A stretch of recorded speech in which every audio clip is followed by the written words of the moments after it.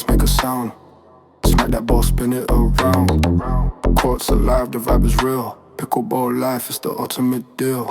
Balls deep, we go, no holding back. On the court or in the chat. Life's a rally, let's get Welcome back to another Balls Deep podcast. I'm Camila Zolvetti. I'm Ava and Camila. And today, what are we talking about, Ava? We're talking about finding partners. How do pro players find partners to play with? What is the right etiquette to dropping partners? Do partners get dropped? Yeah, they do a lot.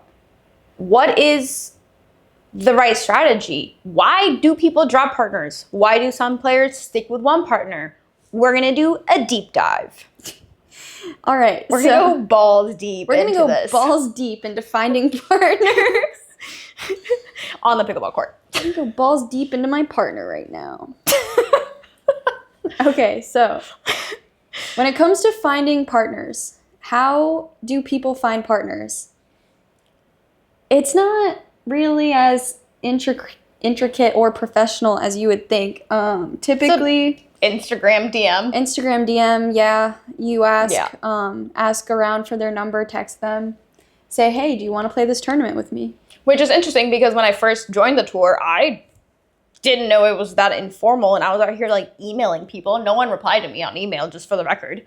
And I was like, hello, I saw you were missing a partner. Would you like to play? No one replied because who is emailing to get partners? No one. Yeah. Yeah, so that was a little bit of a How would you react right now if someone emailed you asking to be your partner? I think it was cute. No, because actually Zoe Weil had emailed me. Aw, And- I love her. Well, this was like before she had, like, I think she had just signed. And I was like, oh, I feel her pain because this exact same experience happened to me where I did not know the etiquette of finding partners. And obviously, why would you assume that it should be by email, right? Mm-hmm. So I obviously replied because I was like, I will reply to this. But in general, yeah, you should probably not be emailing people. I think also it is different now that there is at least for PPAs, it is a set player list that we can play with. So we are kind of limited. Before, it was anybody in the entire history of the universe you could play with. Now you have to play with another signed player. Back when it used to be fun, you could just play with anyone. I could play with Brian, which was the best. Yeah, you could just find a random person on the street and sign up with them for pro qualies. Yeah. Or sometimes not qualies if you had a lot of points. That's true. I remember when it first became the rule that if you were playing with someone unsigned, you had to play in qualies. Before we were not allowed, and Colin Johns had to play in qualies. Oh, and he lost against Tatiana and was very upset about it. And anyways, but that's now that there is obviously a preset list of players. There are player liaisons, and they usually have a poor list, but a list of people needing partners, meaning that half the time you message them and say, hey, do you have a list of the people needing partners? They send you a list, and half the people on there already have partners, and you wasted 30 minutes of your time asking people. Or you do what I do. I kind of wait until kind of the last minute to say, hey, who needs a partner? And reach out to people like that, just because I'm like, I don't want to have to deal with a bunch of people just not replying or not having an actual accurate list. Yeah, so and what else? I mean, it's pretty easy and it's pretty straightforward. You find someone who doesn't have a partner, you ask them to play. And, I mean, everybody we all need to be playing the same tournament, so it's not that people, like, everyone needs a partner, you know? So the thing is, there are a few people on tour who have consistent partners who they play with every single tournament. So if they're on the list, you know that the list isn't correct. Yeah, sometimes they'll, like, send and they're like, oh, Alex Walker needs a partner. And I'm like, she's playing it with Angie. Like, I don't, like, that's not changing, you know? Or it'll be like, who was it recently? I think they sent that, like, Fed needed a partner, and I was like, oh, shoot, I bet he's been waiting for me to ask him. Like, no, like, he probably already had a partner locked in, like, a year in advance. Yeah, so sometimes the list is incorrect, but for the most part, it's accurate. You kind of know, like, this person probably doesn't have a partner. Or they reach out to them, and you ask them to play, and they either say yes or no, and it's pretty chill. It's a little bit tricky keeping up with all your partnerships, for me at least. Tell them the story. Because you need to find a mixed partner, and you need to find a women's partner for 20 plus tournaments a year. in my case, it's not the easiest thing in the world. Yeah. There have been times where I have double booked, and there was one time where I triple booked. That was and funny. I felt really bad about it. But you have to explain why that so happened. I never do it on purpose. No, of course. I never do it on purpose, but I somehow have done it more than enough times. No. She never does it on purpose. No, but I never do it on purpose, but I've somehow done it more than enough times for me to not be a jerk. And so one time I triple booked, and it was because I thought it was 3 different tournaments that people were asking me to play, because one person said, hey, do you want to play Orange County with me? And I was like, oh, Orange County. I said yes.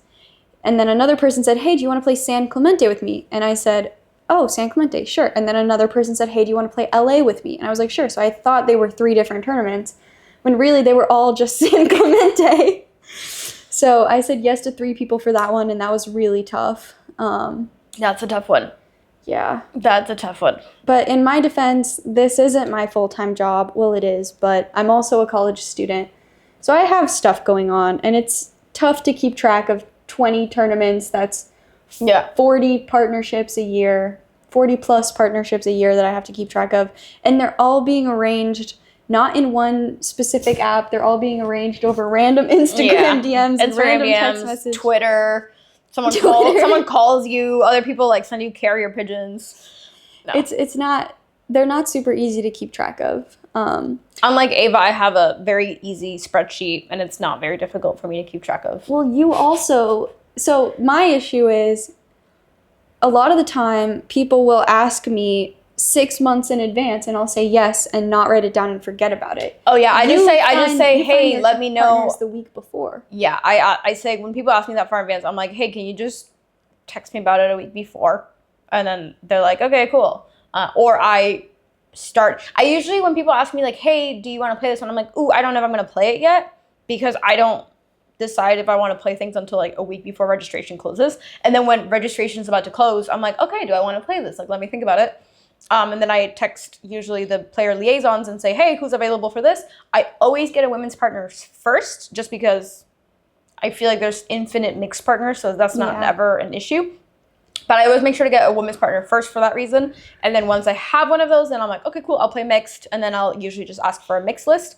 I will say for mixed, if they send me a list, I'll text people, and then if they don't reply within an hour, I'll text another person until somebody replies. I try to phrase it as in, let me know as soon as you can, because I'm going to like keep asking until somebody says yes. So like give some sort of time pressure. I've only had one person that didn't reply to me, Tyler Loom, who claims that he didn't get the message. Lies. I have brought it up to him since.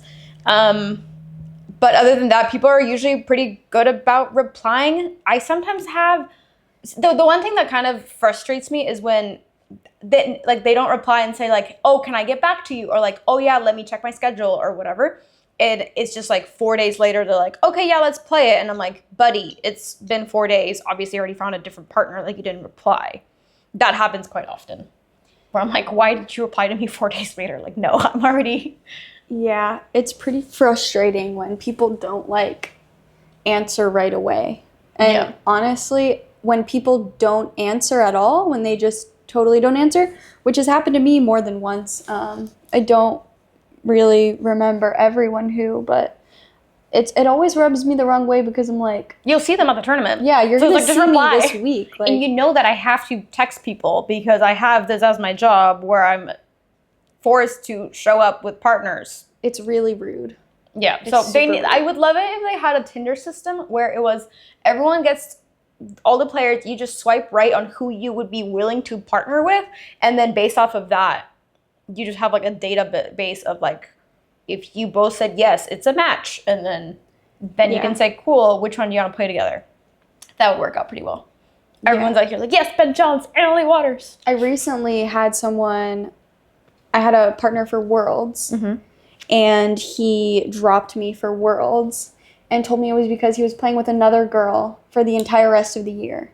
And I was like, okay, that's fair. Like, you gave me a month. Like, you said you were playing with her for the rest of the year. That's fine. And then every tournament since then, It's been a different girl? yeah, What the he's been heck? playing with different mixed partners, and I'm like, okay, Oh. You just dropped me. you just dropped me. Yeah, That's- you could have just said like, Yeah, like, hey, you I could want have a just different been partner. honest. Like, you gave me so long. Yeah, that's funny. Well, what is the right etiquette on dropping people? I think honestly, the right etiquette on dropping people is one, give them ample amount of time. Yeah. Like, give them a good amount of time to find a new partner. Don't drop them 2 days before. Yeah. And if you get a better ask, like let's say one tournament, Annalie Waters wants to play with me, if I will text my partner first and say, hey, Annalie Waters wants to play with me, are you okay with trying to find a new partner? This is a great opportunity for me. No other player on the planet will say, no, you committed to me, you have to play with me. You know, like that doesn't make sense. I think people appreciate the ask and like the way of like, hey, that makes sense. That's where I kind of disagree. I feel like there are a lot of people who, if you told them, hey, I'm playing with this person instead, is that okay? A lot of the times they'll make a stink about it. Or a lot of the time, yeah. So not everyone on tour is a easygoing, chill person. There are definitely people who will get upset with you for dropping them. Well, then there's other people that, for example, at the North Carolina tournament, one guy dropped his men's partner without telling him, and then was going around telling people about how frustrated he was that his mixed partner dropped him last minute. And I was then randomly talking to this mixed partner, and I was like, oh, like, why would you drop him last minute? He was like, well, he dropped his men's partner last minute. I'm good friends with his men's partner. Like, that's not chill. And I was like, oh, well, that makes sense. So it's a revenge drop. Yeah, it was a revenge drop in defending the honor of the friend, which I was like, I respect that. Like, I like thoroughly respected that. Yeah. So that was chill. That was actually, I was like, I really respect that. On one hand, it's like, oh, dropping people is so uncool. But then on the other hand, it's also like, we do this every week. Like, who cares? Plus, like, I think there's some players that also get reputations from dropping people, which isn't obviously great because then people feel hesitant to, like, partner with them because they think, because they're going to be like, they might drop me. Are they reliable? Yeah. Like, oh, they're just going to say yes to me until they find a better partner and then they're going to drop me. But then at the same time, like, this is our career, and you do want to play with the best partner possible. Yeah, and you don't want to be turning down good opportunities just because of your ethical beliefs. I will let my ethical beliefs. If I say from what I've noticed, which is really interesting, is dropping happens a lot more at the higher levels than the lower levels. Like, for example, when I've talked to you about this, you're always like, oh, it's so wrong to drop people, never drop anyone, blah, blah, blah. Whereas if I'm talking to James about this, he's like, drop anybody. He's like, drop them. Or Leia even. Leia's like, everyone drops everyone, it's fine. So I mean, I feel differently about it, but. Yeah, I mean, I think that at the top 10 level, like, people dropping is just so much more common, you know? Yeah. Yeah, and I mean, I think it also becomes a bigger deal, but I also think with that dropping, I think a bunch of these partnerships are being preset, let's call it way in advance, so months and months in advance. So if I'm committing to somebody 6 months from now, it's like, yeah, maybe there's somebody that 6 months from now comes in that is kind of a lot better than the option you currently have. Fair enough to honestly drop them. But that brought us to the other point of why do people stay together? And do you think there's any benefit to having consistent partners? Yeah. I think that there definitely is. I mean, we've seen it. Yeah. We've seen it so much. Like, players like Alex and Angie do really, really well for the level that they are because they're so used to their partner and they have such good partner chemistry. I mean, partner chemistry is huge. Yeah, I mean, to be fair, it's like I play my best anytime I play with my husband, Brian, because I know exactly what ball he's going to go for. I know exactly what his weak shots are so that I don't set it up so that he gets that ball. I know exactly, let's call it his capabilities of he has really fast hands. So if I speed it up, we're in the benefit versus if I don't really know how fast my partner's hands are, if I'm suddenly speeding up a ball that maybe isn't the smartest, it's like, well, if my partner suddenly has slow hands, I'm like, okay, great. We just got destroyed for no reason. So I do think there's a huge value in that. And then there are obviously benefits to switching. Yeah. And why would anybody at the higher level switch if you're already kind of at the top? I think if your results become a little stagnant, let's give some examples. Catherine and Anna Lee. Okay. They split up, I think, because they noticed that they were losing a little bit more than they'd have liked to lose. They lost one time. Yeah, that's more than... I know that's more than Anna Lee would like to lose. That's fair, yeah. I was thinking more like Pablo and Fed, where Fed... Remember when he dropped him? It was kind of a big deal. And then... Yeah. But I think it might have been a good move for Fed because he has gotten really good results since, you know? Yeah. A counterexample, Riley and Matt split up because they were tired of getting second, but now they don't get second. I mean, Matt is still getting second. Shout out Matt. He has some fast hands and plays really smart. But yeah, so it's an interesting dynamic where you have to think about people are setting themselves up for the best partnership possible while being able to commit to partners that they think that you can actually build stuff with. Yeah. So and maybe in a lot of the cases, they just get tired of their partner. Yeah, that could be. Yeah, I mean, sometimes you're like, why do I have to do all the heavy lifting? Or wasn't it Dylan and JW that Dylan wanted to start playing on the left? Something like that? Something like that, yeah. Where, yeah, if you want to say, okay, you know what, I want to become a left side player. If you both left side players, newsflash, you can't both do that. So, yeah. And then what else do we have on here?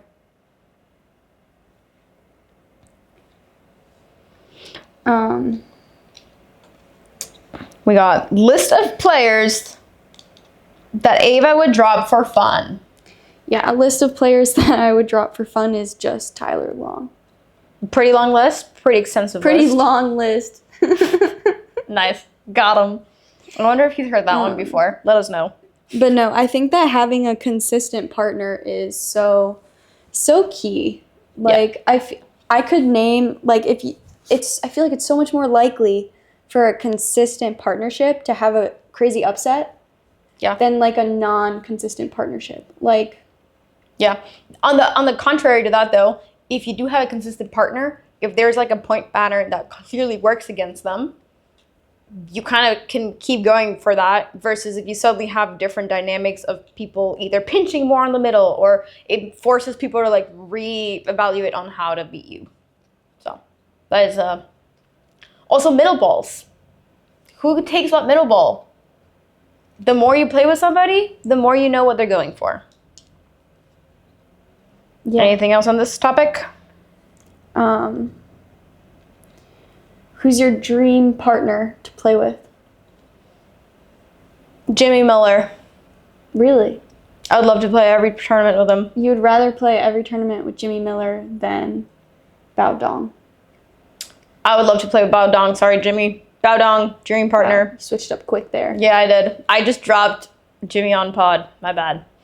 Wait. Let me think. Dream partner. Oh, you know who?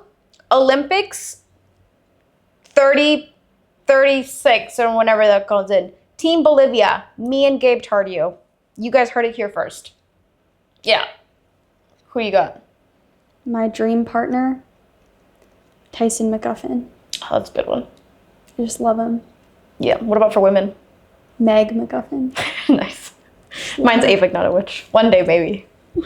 Anyways, thank you guys for tuning into this episode of Balls Deep. See you guys at the next one. Paddles in the air, let's make a sound. Smack that ball, spin it around. Courts alive, the vibe is real. Pickleball life is the ultimate deal. Balls deep, we go, no holding back. On the court or in the chat. Life's a rally, let's keep the streak. Balls deep, every single week. Stories served with the perfect slice. Life in sports will break the ice. Pros with moves and tells to tell. In this game we all excel. Balls deep, we go, no holding back.